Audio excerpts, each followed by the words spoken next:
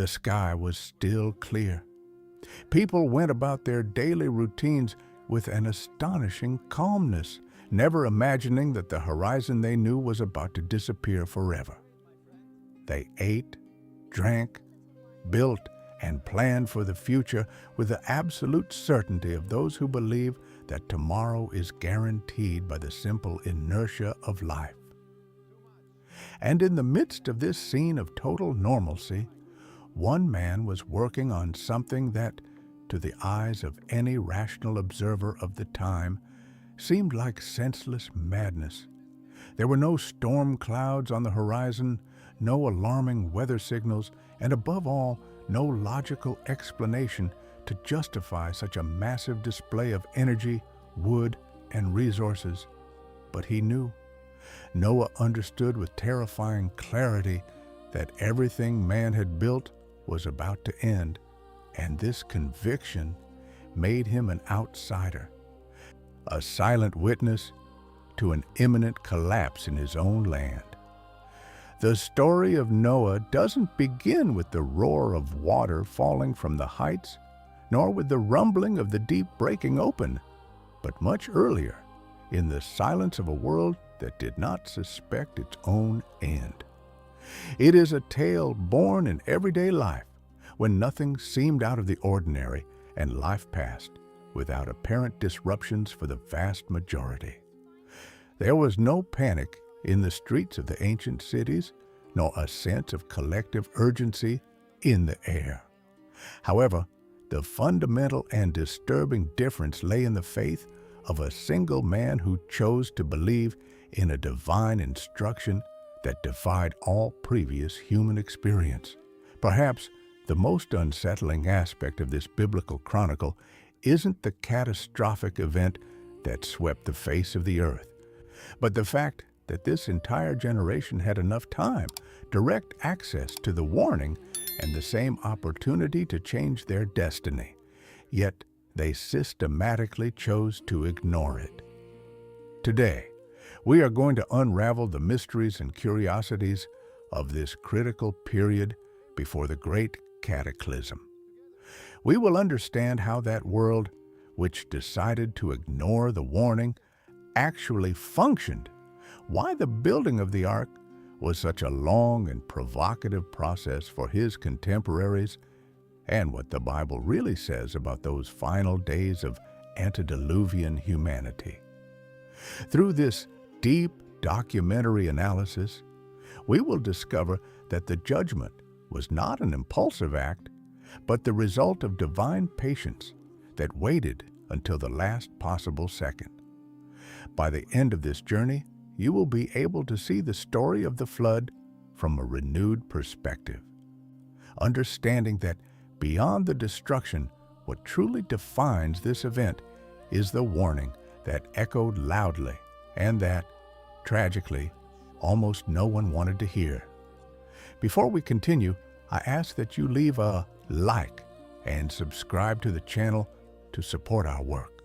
And I would love to know what brought you to this video today? Curiosity, a search for answers, or a moment with God? Leave it down below. We will gladly respond to all the comments. There is a misconception, almost a recurring myth, when we try to imagine what the world was like before the Great Flood. We tend to automatically think of an early, primitive, disorganized civilization covered in crude animal skins and living under pure survival conditions. But when we dive deep into what the Bible describes about the generations prior to this cataclysm, we encounter a historical scenario that is completely different and far more disturbing than we imagine. Humanity was not stagnant. On the contrary, it had advanced by leaps and bounds. There were established cities, a highly complex social organization, and a highly structured daily routine. The book of Genesis reveals surprising details about how it functioned. There were already experts in metallurgy, forging heavy instruments of bronze and iron. There was profound cultural development. with musicians who mastered the making and playing of the harp and flute, in addition to an extremely efficient agricultural and livestock system. It was a prosperous, intelligent civilization and, from any engineering and human progress standpoint, absolutely functional. However, behind that brilliant facade of material progress, the internal structures of society were completely broken. The ultimate tragedy of this antediluvian generation was not technical ignorance or lack of intelligence, but the total and absolute absence of moral boundaries. The sacred text is direct in mentioning that the wickedness of man was great on the earth, and that every intent of the thoughts of his heart was only evil continually. But how did this work in day-to-day practice?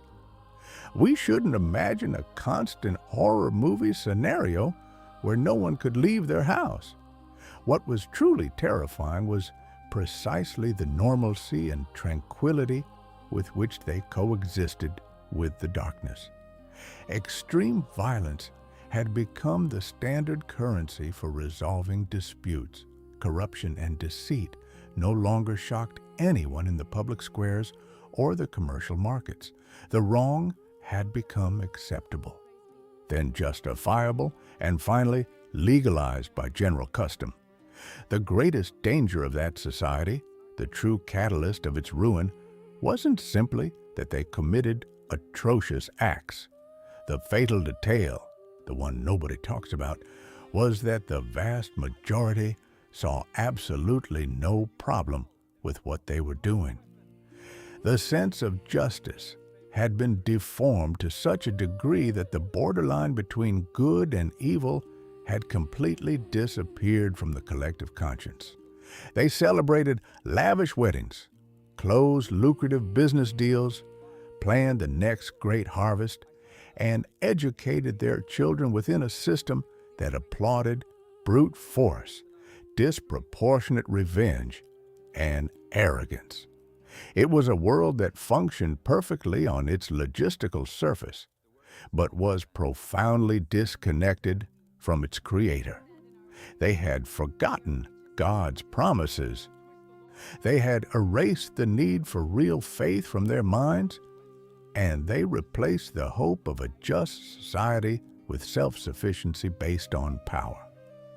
It is fascinating and simultaneously chilling to note how an entire civilization can find itself at the peak of its material development, while at the same time standing on the brink of spiritual annihilation. People walked hurriedly through the streets of those ancient cities, building personal empires without realizing that the ground beneath their feet had already completely crumbled. They were so immersed in their technological conquests, in their musical instruments, in their iron weapons, and in their immediate pleasures that they became numb to any warning. They sought no salvation because, in their pride-blinded minds, there was nothing from which they needed to be saved. They raised walls and designed houses meant to last centuries, completely ignoring that their civilization had only a few years of existence left. And it is exactly in this blind spot of human history that events take an unexpected and drastic turn. Because when an entire society decides to march together toward the cliff, firmly convinced that they are climbing the highest mountain, the presence of a single individual who decides to walk in the opposite direction does not go unnoticed. Amidst the deafening noise of progress, and while millions followed the same destructive pattern, a solitary figure emerges who completely breaks the rules of his time. Someone who, despite the crushing pressure, decided to listen to an instruction that everyone else had chosen to ignore. Imagine the enormous psychological pressure of being the only moral compass in a world that has completely lost its way. In the midst of this scene of widespread degradation, of squares filled with violence and markets dominated by corruption, Noah emerges. The Bible doesn't present him as a superhuman being, immune to physical exhaustion or detached from the daily struggles of any man, but as someone profoundly different because of his choices. Scripture uses a fascinating phrase to describe him. Noah found favor in the eyes of the Lord. While the rest of humanity ran desperately after power and limitless personal satisfaction, this man made a radical decision. He chose to walk in the opposite direction. It wasn't simply holding a passive internal belief, it was an active lifestyle, a silent but unbreakable resistance against the crushing current of his era. And he wasn't strictly alone in this, as he had a family, his wife, and his 3 sons, Shem, Ham, and Japheth, along with their wives. 8 people in total, forming the only core of genuine faith in the middle of a vast ocean of cynicism. Living like this, maintaining integrity when everyone around you applauds what is wrong, was already a monumental challenge. But the real test, the one that would change the course of human history, was just beginning. And then the call comes, not through a confusing dream or a vague intuition that could be dismissed upon waking, but through a direct, clear, and overwhelming communication. The Creator of the universe breaks the silence and reveals to Noah the darkest and heaviest secret a human being could carry on his shoulders. The end of all flesh was decreed, and the earth as they knew it would be completely destroyed. Try to put yourself in Noah's shoes for just a moment, hearing that every bustling city, every system of commerce, every cultivated field, and every structure of that ruthless civilization would be wiped off the map. However, along with that terrible sentence of judgment came the plan of salvation, a strange instruction, disproportionate, extremely difficult to explain to any neighbor, merchant, or acquaintance. God orders him to build an ark, not a small boat to sail on a local river, but a vessel of colossal proportions, designed not to travel to a port, but exclusively to float, withstand the chaos, and preserve life. This is where human logistics clash head-on with divine logic. He was required to dedicate his time, his financial resources, his strength, and the energy of his entire family to prepare for a completely invisible threat. He was going to build a gigantic structure on dry land to survive a weather event that had never been recorded in the memory of humanity. How do you explain to a proud, self-sufficient society that the sky, that very clear and predictable sky they see every day, will become the instrument of their final destruction? The instructions he received were of astonishing technical precision. Go for wood, well-distributed internal compartments, a window at the top, a single door on the side, and exact dimensions of 300 cubits in length, 50 in width, and 30 in height. Yeah, all meticulously caulked with pitch inside and out to guarantee impermeability. Let's think about how this worked in daily practice. Noah and his sons had to organize a true, unprecedented forestry and engineering operation for their family. Cutting that specific wood, transporting it, processing it, drying it, and assembling it required a brutal and constant work discipline. Shem, Ham, and Japheth weren't mere spectators. They had to become full-time builders, learning heavy trades on the fly. All this enormous physical and mental effort was anchored to a single thing, an unbreakable faith in God's promises. They had no prior shipbuilding manual or consulting engineers. Every log cut, every board aligned, and every blow echoing against the wood was an act of absolute obedience. Noah simultaneously became the contractor, the engineer, and the laborer of an absurd shipyard with no sea in sight. And as the huge dark wooden silhouette slowly began to rise over the land, blocking out the sunlight, so did the curious stares of those passing by. What started as an incomprehensible family project on their land would soon transform into the greatest public spectacle of its time, because a structure of that magnitude couldn't be hidden from the eyes of the world. A phase of total exposure was about to begin, where the real pressure wouldn't come from the physical labor, but from the relentless reaction of thousands of people watching a construction that, to their eyes, made absolutely no sense. As the massive wooden pillars began to rise against the horizon, Noah's family project ceased to be a private matter and became the epicenter of public attention. We are not talking about a small boat hidden in a barn.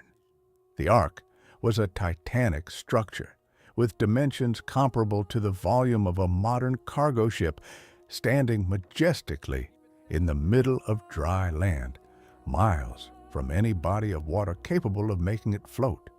And this absolute visibility wasn't a miscalculation. It was part of the divine plan. The construction itself operated as an immense, silent visual sermon. Every hammer strike, every sawed log, and every fitted plank echoed in the ears of a generation that watched the process with a mix of morbid fascination and deep contempt. The news of this colossal undertaking surely traveled fast along the ancient trade routes. Caravans of merchants and travelers would detour from their paths just to witness with their own eyes the supposed madness of that man who claimed the whole world would be destroyed by water. As the years went by, the simple curiosity of the observers transformed into a relentless and systematic mockery.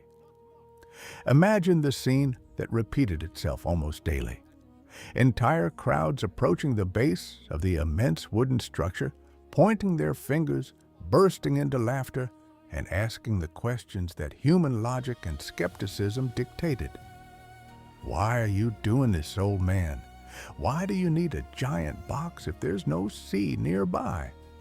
Do you really believe that the sky, this very bright sky above us, is going to break open and drown us all? Centuries later, the Apostle Peter would call Noah a preacher of righteousness. This detail, which often goes unnoticed, reveals a crucial truth about the patriarch's daily life. Noah wasn't building locked away in sullen silence or running from debate. He responded. He explained the purpose behind every beam and every level of the ship. He faithfully transmitted the Creator's warning about the impending judgment due to the extreme violence staining their cities. But his words crashed against a wall of pride. To that sophisticated and intellectually arrogant society, Noah was just a harmless lunatic, an old man trapped in an illusion that ended up serving as the main entertainment in the public squares. The psychological pressure of sustaining a work of such magnitude without receiving the slightest external validation is something the modern mind can barely fathom. To wake up every morning for decades, look up at a clear, small blue sky without a single threatening cloud, and still force your exhausted body to keep working, preparing for an event the whole world claimed was impossible. The unforgiving sun burned their backs day after day, visually contradicting the message of the flood. Yet Noah and his 3 sons pressed on. There was one divine instruction in particular that demanded an agonizing effort: coating the ark with pitch, both inside and out. Imagine the thick, dark, and piercing smell of hot pitch permanently soaking into the air, the skin, and the clothes of the family, sealing every crack, every joint, ensuring that not a single drop of water could seep inside. They were investing a colossal physical effort to meticulously waterproof a gigantic ship under a climate that flatly refused to change. Everything around them screamed that they were profoundly wrong. The economy of the antediluvian world kept flourishing. Couples kept celebrating lavish weddings. Leaders kept closing deals and expanding their territories, and not a single drop of rain fell to prove Noah right. But the absolute secret to his endurance was that his conviction didn't depend on weather confirmation. He didn't need to see black clouds gathering on the horizon to believe in the storm. Knowing with total certainty who had issued the warning was enough for him. And so, resisting unanimous rejection, the ark finally took its final form. The 3 internal decks were completed, brilliantly structured to logically separate the immense food supplies, stabilize the weight in the waters, and house thousands of creatures in the future. The top window was strategically installed to provide vital light and ventilation, an indispensable survival detail. And, as the final piece, the colossal single-side door was fixed in place, open, awaiting the moment it would be closed forever. The physical labor was finished. The sound of axe strikes and saws suddenly ceased completely. That monumental fortress of dark wood now stood silently. And it was then that a strange, heavy, and suffocating silence began to envelop all of humanity. Because the most challenging moment wasn't the exhausting construction work, but the terrible quiet that came right after. Before entering the most tense moment of this story, I'd like to know, what are you thinking of the documentary so far? Also, tell us in the comments from which country or city you are watching us. Leave us your message. We will gladly respond to everyone. Let's move on. The colossal wooden structure was finally at complete rest, but an empty ship offers no salvation. There is a fundamental detail in this story that almost no one talks about, a logistical challenge that eclipses even the architectural complexity of the vessel. The Bible reveals an astonishing and frankly overwhelming instruction in the book of Genesis.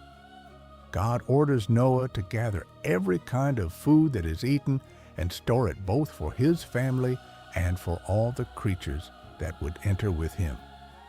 Here we face the greatest survival engineering problem of the ancient world. How do you organize, classify, and preserve tons of grains, dried fruits, fodder, and clean water reservoirs to sustain thousands of living beings for a period of time? That was an absolute mystery. The ark wasn't just an emergency shelter. It was a gigantic, closed, artificial ecosystem that had to function with flawless biological precision. The distribution across 3 levels wasn't a simple design whim. Logic suggests that the heaviest animals would occupy the base to stabilize the vessel's center of gravity, while the birds and the ventilation openings would remain at the top, ensuring that natural toxic gases wouldn't suffocate the passengers. Every corner, every hallway, and every cage had to be meticulously planned in a world that didn't know zoos or large-scale preservation systems. And suddenly, when the massive internal storerooms were fully stocked, the normalcy of the rainless days was broken by a phenomenon that defies all human explanation. Without Noah and his sons having to organize complex and exhausting hunting expeditions across different regions, Scripture describes a silent but shocking miracle. The animals started arriving on their own. Marching in an unnatural order, Guided by an instinct implanted directly by their creator, the species walked docilely up the immense wooden ramp. Predators and prey, wild beasts and beasts of burden entering together in a temporary and incomprehensible truce into the dark depths of the ship. Imagine the scene from the perspective of the city dwellers who had mocked them for decades. The rational argument that the old man was just a lonely lunatic began to fracture severely in the face of this biological parade. However, the spiritual blindness and arrogance of that generation were so deep that, even witnessing the supernatural operating right before their eyes, they sought absurd justifications to maintain their stance. This is exactly what Jesus referred to millennia later, when he warned that in the days of Noah, people were eating, drinking, and giving in marriage completely anesthetized to reality up until the very day Noah entered the ark. But there comes a point in this timeline where everything, absolutely everything, seems to stop entirely. The animals are settled in their compartments. The family of 8 is inside. The massive pantry is secured, and then nothing happens. No black cloud forms on the horizon. Not a single cold drop falls on the heavily pitched waterproof deck. Sacred history records a terrifying and deeply revealing detail. God announces to Noah that exactly 7 days would pass before it started to rain. A whole week of waiting. This is, without a doubt, the most dangerous point of the narrative and the critical moment where the human mind is subjected to its greatest psychological torture. Because it is precisely in this kind of sepulchral silence, when there are no visible changes, that people falsely convince themselves that nothing bad is going to happen. Imagine sitting inside that huge, dark wooden box, surrounded by the guttural sounds and strong smell of thousands of animals, while outside the sun keeps shining insolently. During those 7 long days, the mockery of the crowd outside surely reached levels of mass hysteria. Laughter echoed cruelly against the thick wooden walls. It's here, in the suffocating heat of the wait, where many would have succumbed to social pressure, abandoning the mission with their heads bowed. It's easy to keep up the pace when you're busy building. It's extremely difficult to keep your sanity when you're sitting in inactivity, feeling like the whole world is right and you were the victim of an illusion. But Noah doesn't back down. His faith didn't depend on public approval, nor did he need to see the sky break open to believe, but rather it rested unshakably on God's promises. During those 7 days of external humiliation and extreme tension, the interior of the ark became a refuge of constant prayer. This final period wasn't an accidental delay. It was the ultimate expression of God's love and His sovereign patience. It was a final, silent, and painful pause where the Holy Spirit continued bearing witness to the hardened consciences of humanity to bring them salvation. The clock was ticking the last seconds of an era, but the world kept partying on the edge of the abyss, making the tragic and lethal mistake of confusing their Creator's temporary silence with His definitive absence. The agony of the 7 days of absolute silence came to an end in the most unexpected way possible. The definitive moment wasn't announced with lightning crossing the sky or a supernatural spectacle designed to force skeptics to believe at the last second. It happened with an astonishing and silent solemnity. The colossal side door of the ark, that immense opening through which life itself had paraded, began to move. And an absolutely fascinating detail. which the Bible records with surgical precision, is that it wasn't Noah who pushed the heavy beams to seal their safety. The book of Genesis relates in an act of profound sovereignty that it was God himself who shut the door behind him. That was the instant of definitive separation, dividing human history into two irreversible realities. Those who believed were inside, sheltered by their obedience, while those who ignored the warning remained outside, trapped in the illusion of their own invulnerability. It is heartbreaking to think about the dynamics of that precise moment, even as the thick timbers joined together, completely blocking the passage. The storm hadn't broken out yet. The air was still dry, and the nearby cities were still vibrating with their usual routines. They could still run to the base of the ship, beat on the structure, and cry out for their lives. But the hardening of that society was so deep that no one moved. No man ran in repentance. No family begged for mercy. They watched the only escape route close, with the same stubborn arrogance with which they had dismissed the message for over 100 years. With the hermetic seal of that door, the stage of the final warning ended forever. There were no more sermons to preach or biological wonders to witness. The Creator had waited patiently, enduring the boundless violence and moral corruption of a civilization devouring itself. He gave them a tireless ambassador, a gigantic wooden sign in plain sight, and all the time in the world to change direction.